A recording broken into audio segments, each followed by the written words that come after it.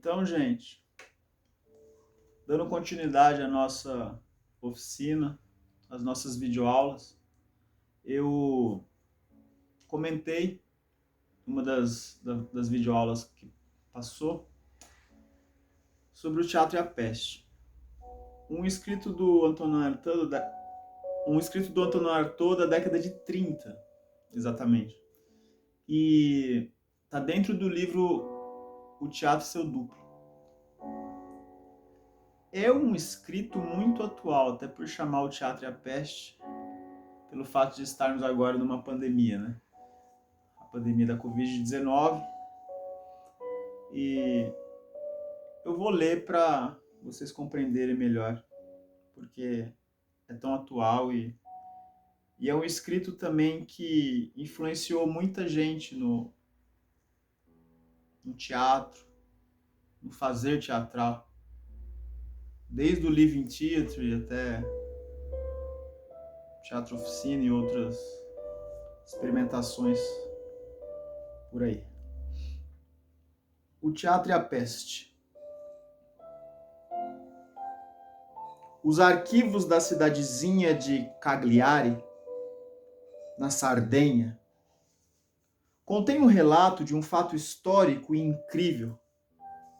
Numa noite de fins de abril ou começo de maio de 1720, 20 dias antes de chegar a Marseille, o navio Grand Saint-Antoine, cuja atracação coincidiu com a mais maravilhosa explosão de peste que fez borbulharem as memórias da cidade, Saint-Rémy.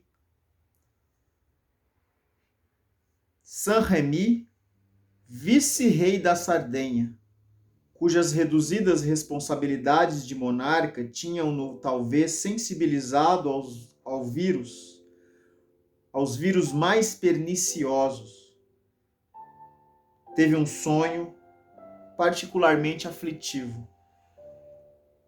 Viu-se como um pestilento e viu a peste arrasar seu minúsculo estado. Sob a ação do flagelo, os quadros da sociedade se liquefazem, a ordem desmorona, ele presencia todos os desvios da moral, todos os fracassos da psicologia, escuta em si mesmo o murmúrio de seus humores corroídos em plena destruição e que num vertiginoso desperdício de matéria ficam pesados e aos poucos metamorfoseiam-se em carvão. Será tarde demais para conjurar o flagelo?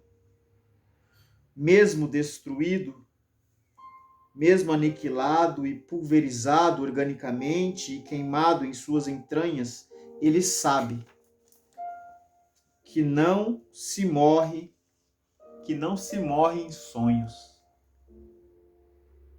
Que no sonho a vontade está presente de modo até absurdo, até o ponto de negar o possível, até uma espécie de transmutação da mentira com a qual se refaz a verdade. Ele desperta, saberá mostrar-se capaz de dissipar todos esses boatos de peste que estão correndo e esses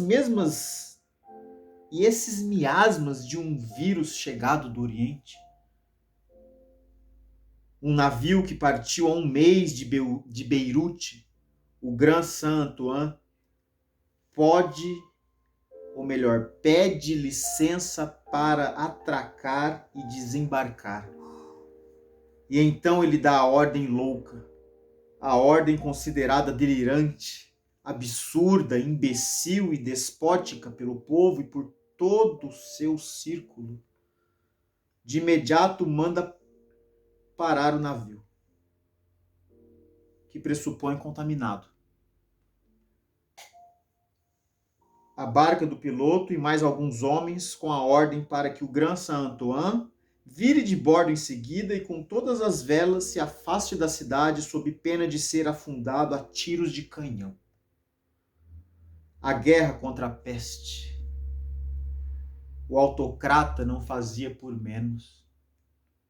É preciso, de passagem, destacar a força especial da influência que aquele sonho exerceu sobre ele, uma vez que essa força lhe permitiu, apesar dos sarcasmos da multidão e do ceticismo de seu círculo, insistir na ferocidade de suas ordens, passando com isso não apenas por cima do direito das pessoas, como também sobre o mais simples respeito pela vida humana, e sobre todo tipo de convenção nacional ou internacional, que diante da morte não tem mais vez. Seja qual for, o navio continuou seu caminho. Seja como for, o navio continuou seu caminho. Chegou a Livorno e entrou no porto de Marseille, onde lhe foi permitido desembarcar os passageiros e descarregar. Os serviços da prefeitura de Marseille não guardaram um registro do que aconteceu com sua carga de empestados. Sabe-se um pouco o que aconteceu com os marinheiros de sua tripulação que não chegaram a morrer de peste e que se espalharam por diversos lugares. O Grand Saint-Antoine não levou a peste a Marseille. Ela já estava ali. E num período de particular recrudescência. Mas já se tinha conseguido localizar seus focos. A peste trazida pelo Grand Saint-Antoine era a peste oriental, o vírus original, e é de sua chegada e de sua difusão pela cidade que data o lado particularmente atroz e o alastramento generalizado da epidemia. E isto inspira alguns pensamentos.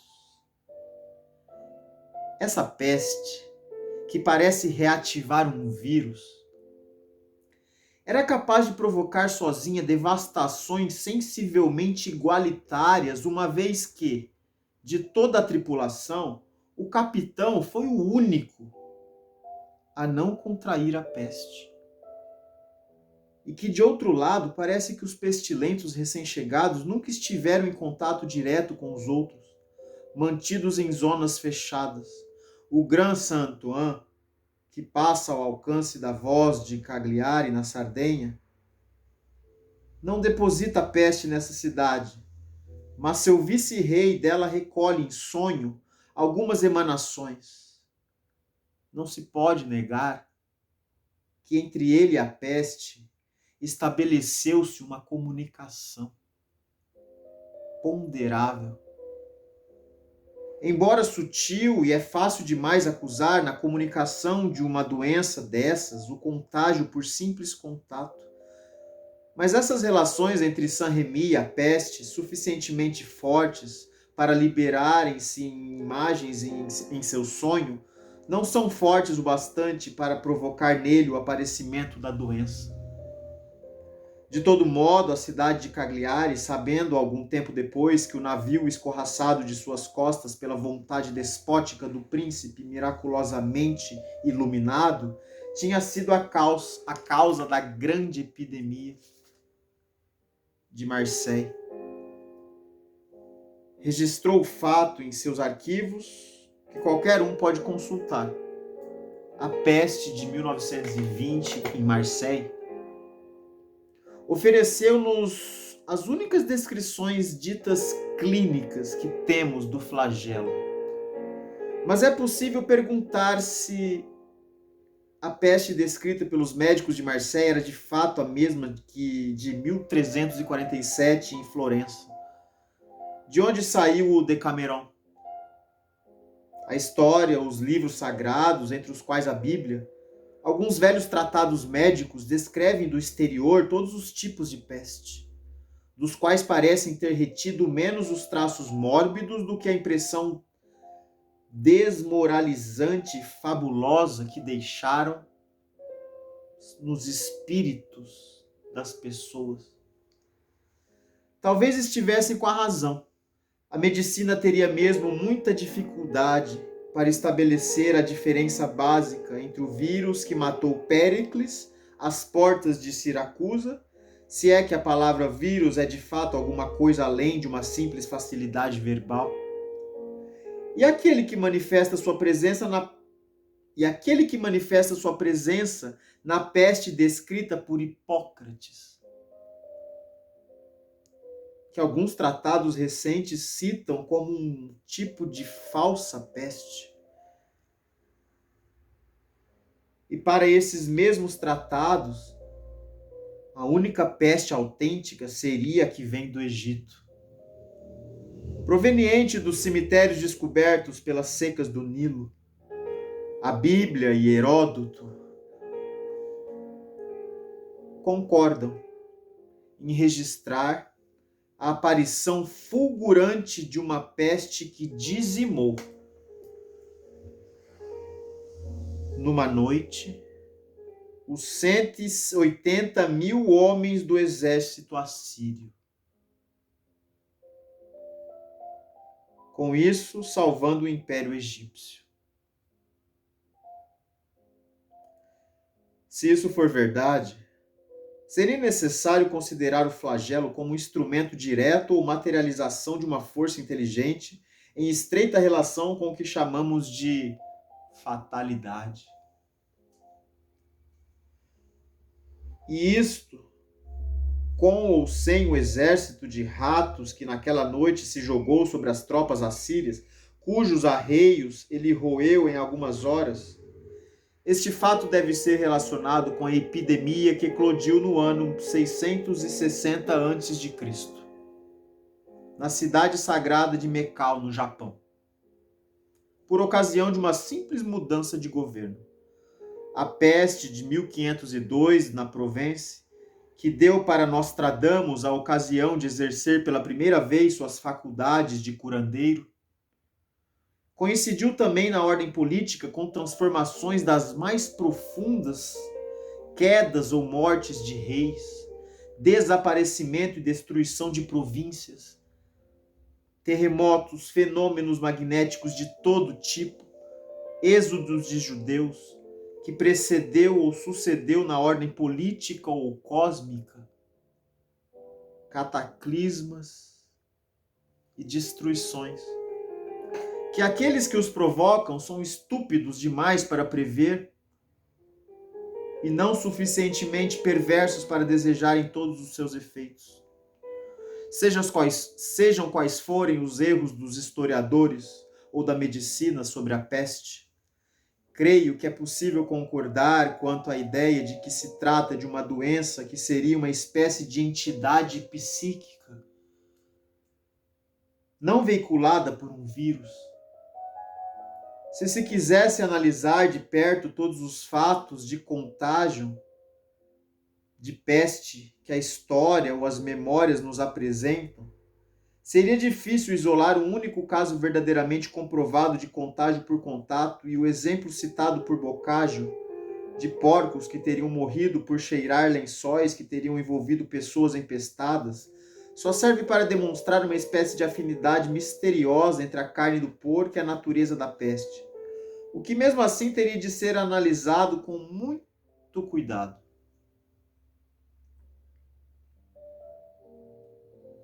Não existindo a ideia de uma verdadeira entidade mórbida,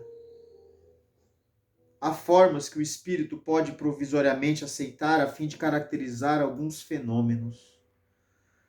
E parece que o espírito pode concordar com uma descrição da peste tal como a que segue.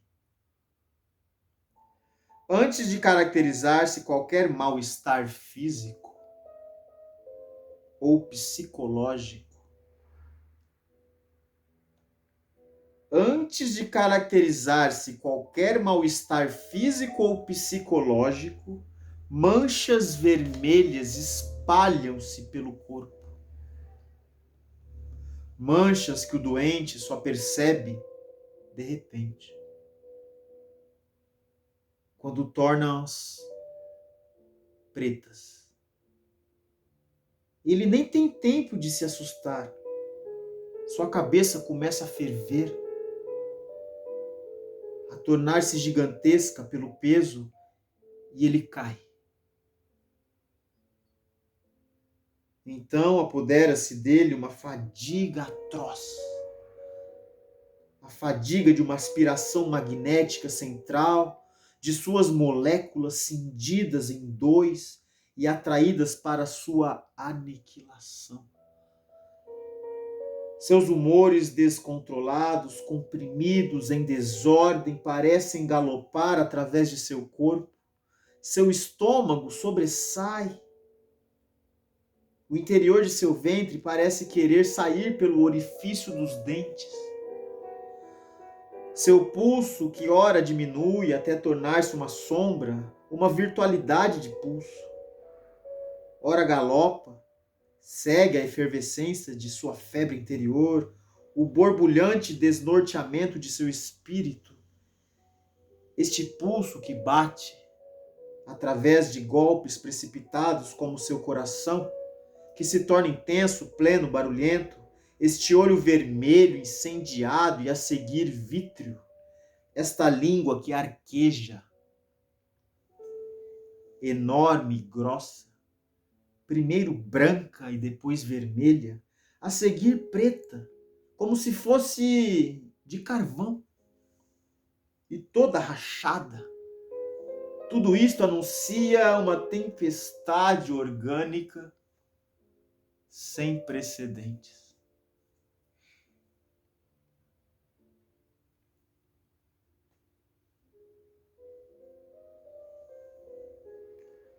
Uma tempestade orgânica sem precedentes. E logo, os humores sulcados como a terra pelo relâmpago, como um vulcão trabalhado pelas tempestades subterrâneas, procuram a saída para o exterior.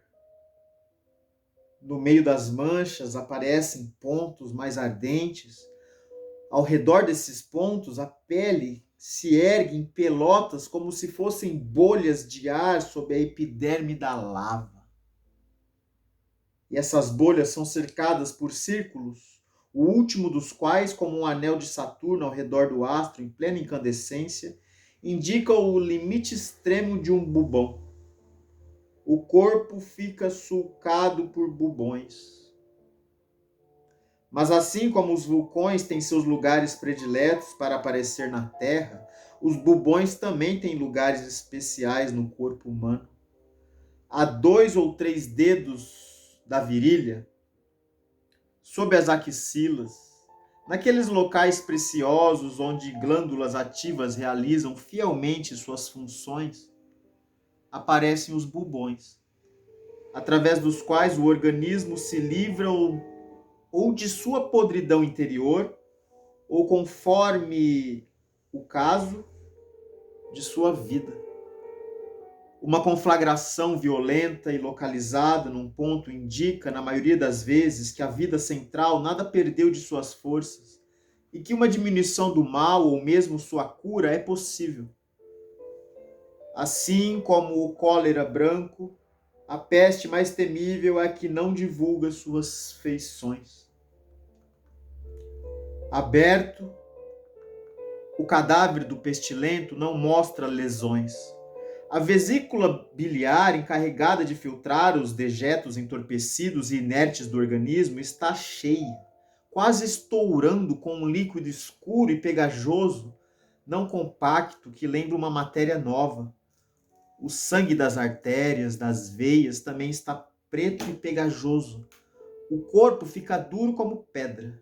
Nas paredes da membrana estomacal parece que se despertaram inúmeras fontes de sangue. Tudo indica uma desordem fundamental das secreções. Mas não há nem perda, nem destruição da matéria, como na lepra ou na sífilis. Os próprios intestinos, lugar das desordens mais sangrentas, onde as matérias atingem um grau inusitado de putrefação e petrificação, os intestinos não estão organicamente atacados. A vesícula biliar, de onde é preciso quase arrancar um pus endurecido, como em alguns sacrifícios humanos, com um facão afiado, um instrumento de obsidiana, vítreo e duro, a vesícula biliar está hipertrofiada e quebradiça em alguns lugares, mas intacta, sem lhe faltar nenhum pedaço, sem lesão visível, sem matéria perdida. No entanto, em certos casos, os pulmões e o cérebro lesados escurecem e gangrenam. Os pulmões amolecidos, recortados, caem em pedaços de não se sabe que matéria preta, e o cérebro está fundido, pulverizado, reduzido a pó, desagregado numa espécie de pó de carvão preto. Disto, duas observações importantes devem ser retidas. A primeira. Disto,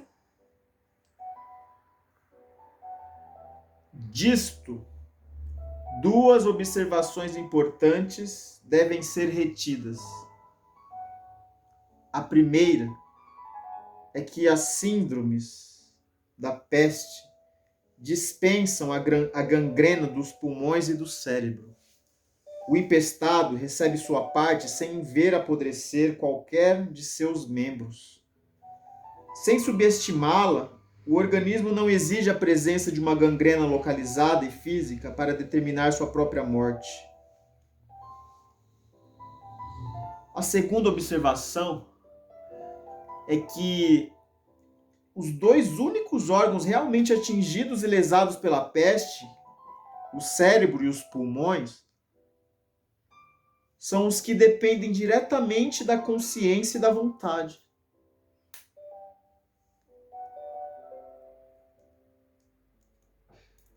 É possível impedir-se de respirar ou pensar. É possível precipitar a respiração, ritmá-la à vontade, torná-la voluntariamente consciente ou inconsciente, introduzir um equilíbrio entre os dois tipos de respiração. O automático, que está sob as ordens diretas do sistema simpático, e o outro, que obedece aos reflexos do cérebro que se transformaram em reflexos conscientes. É igualmente possível precipitar, retardar e ritmar o pensamento. É possível regulamentar o jogo inconsciente do espírito.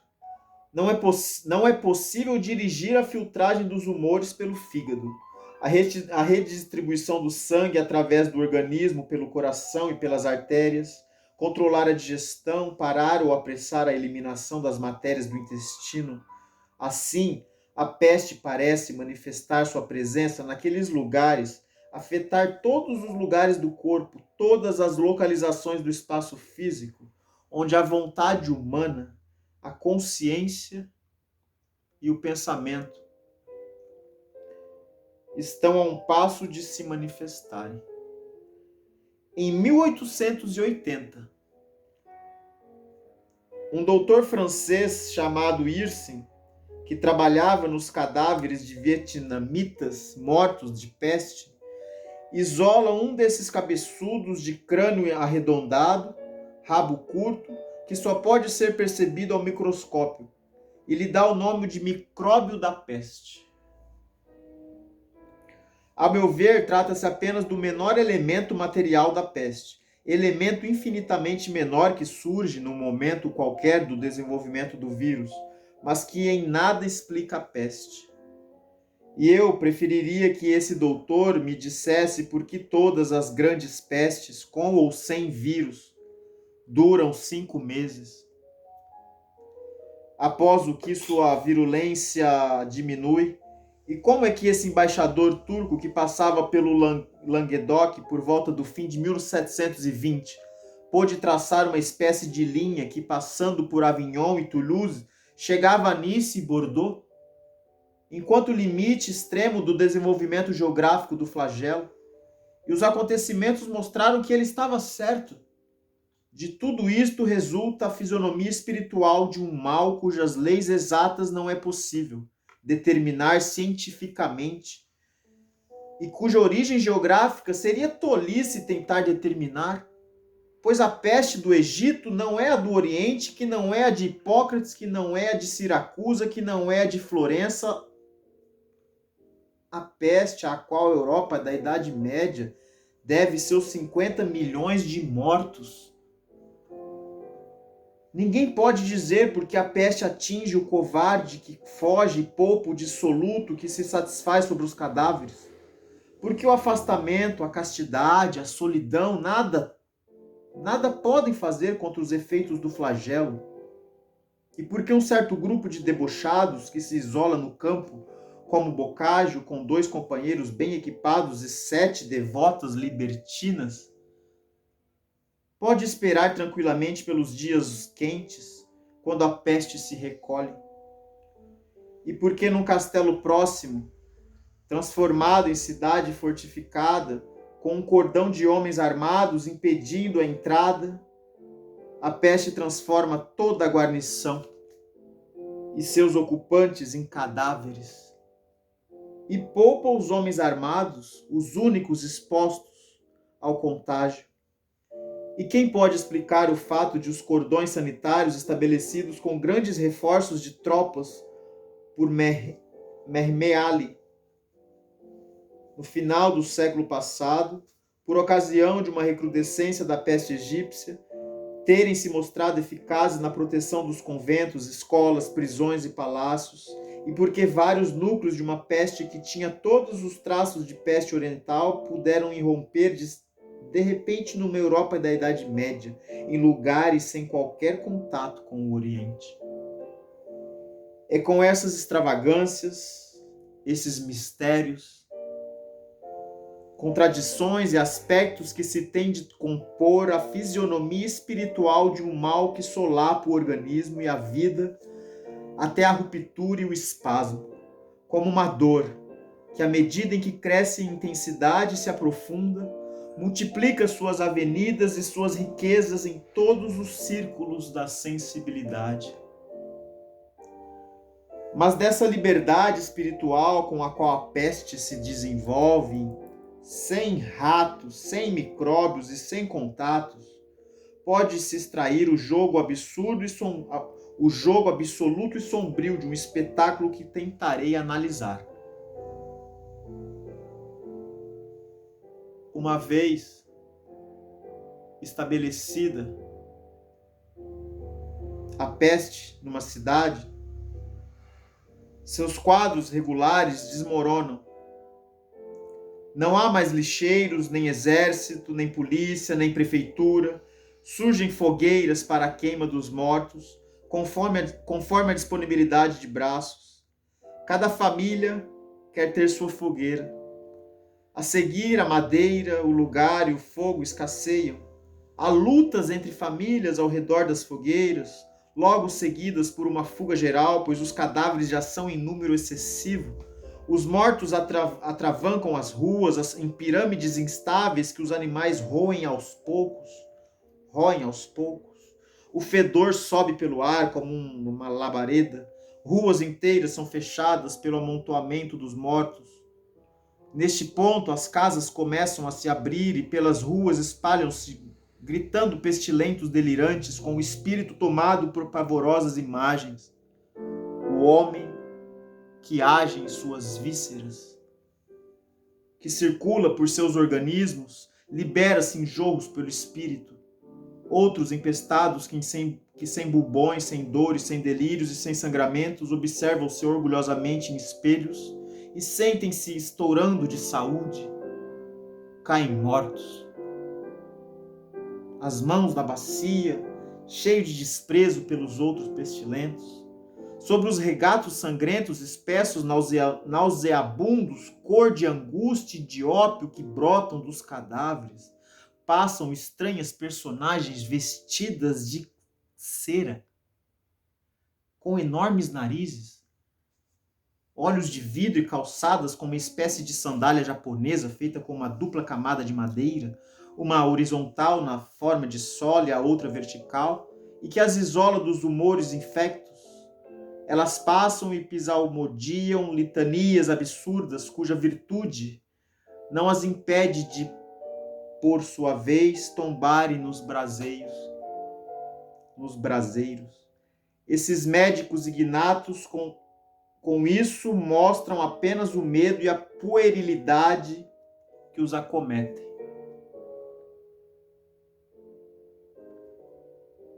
Nas casas abertas, a ralé imunizada, ao que parece, por sua frenética cupidez, penetra e se apodera de riquezas que ela sabe não lhe serão de nenhum proveito. E nesse momento instala-se o teatro. O teatro, isto é, a gratuidade imediata que leva a atos inúteis e sem proveito para o momento presente.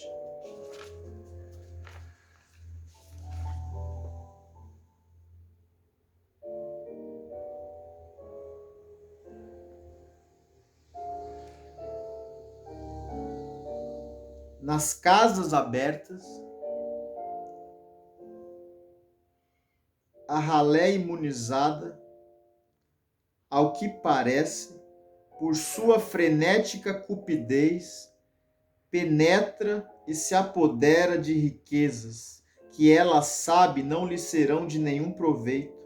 E neste momento instala-se o teatro.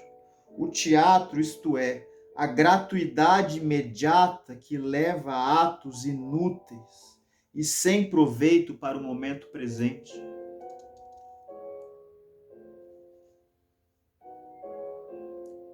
Então, a gente vai dar continuidade no próximo vídeo.